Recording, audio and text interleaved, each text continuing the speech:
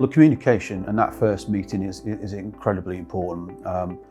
So once a participant's been identified and it's been agreed by all of the stakeholders within the team, they will be allocated to our delivery team, which consists of a caseworker and the community navigator. Wherever possible, that first communication with that young person is within 48 hours. We strive to achieve that. It's not always possible, but it's really, really important that we get to speak to that person, ideally at their home address or somewhere within the community, but a face-to-face contact. A phone call may suffice in some circumstances, but that face-to-face contact is really, really crucially important.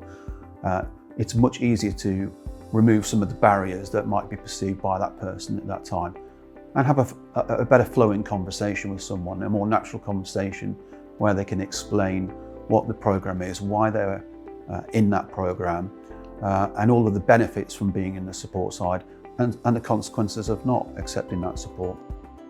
Communication is key. Right from the beginning, the communication has to be tailored to that particular individual, it has to be pitched right, because we're trying to gain trust.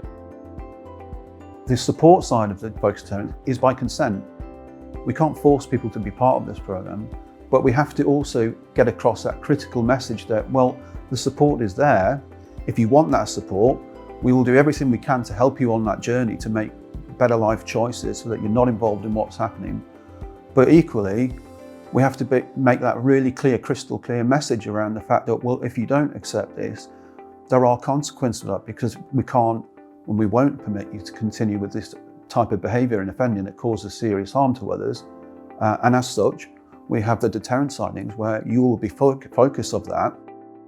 Once I get into their good books, I am not shy to tell them about deterrence. I do tell them about deterrence at the beginning and say, this is what happens if you do that, because you get some people who are on the programme who engage in, however, they're still getting up to mischief.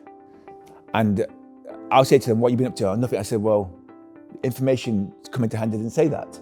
They said, well, I'm up to nothing. I said, are you sure? I said, yeah, well, if there's nothing to worry about, there's nothing to worry about then. Nothing will happen. Then later on, I'll speak to them again, and then I'll go and visit them in the police cell, because sometimes they get arrested. I'll go there and say, oh, I see you've been up to nothing again. You know what I mean? And they'll look at me and they'll know what I mean. And then the penny seems to drop. So the deterrence side, I've got no issues of saying to a person, say, look, if you keep going on in this way, you're going to end up getting hurt. If they're involved with knife crime, you're going to end up getting hurt, stabbed, killed, or you can kill somebody else. You can ruin your life, ruin your sibling's life, your family's life, and someone else's life. It may take some time, it may take various meetings. In fact, it often does, because that young person perhaps hasn't experienced something like the Phoenix Program report, or has never had anyone say to them, we're really here to help you, we really want to support you.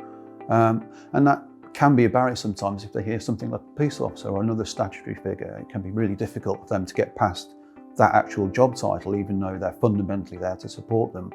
So there's lots of conversation that has to happen early on, and that can be an ongoing process. And I think the whole point is to then, over time, build that rapport and trust to move forwards, to help them to make better choices and reduce reoffending.